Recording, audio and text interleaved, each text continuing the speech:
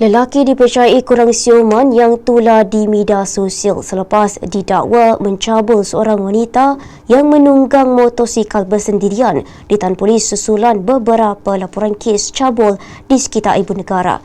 Ketua Polis Daerah Dang Wangi, Asisten Komisioner Sazali Adam berkata, suspek dicekup di hadapan sebuah bank di Jalan Sungai Bersih pada 7 April lalu.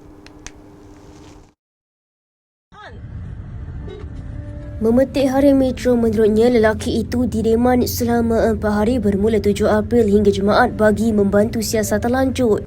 Beliau berkata polis menerima 6 laporan berhubung kejadian berkenaan dan siasatan dijalankan mengikut kesalahan mencabul kehormatan.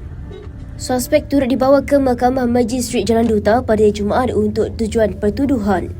Terdahulu tular video memaparkan seorang lelaki didakwa mencabul seorang wanita yang sedang menunggang motosikal bersendirian dirakam oleh pengguna jalan raya. Perkongsian itu turut menggesa orang ramai khususnya wanita yang menunggang motosikal atau berjalan sendirian supaya lebih berhati-hati.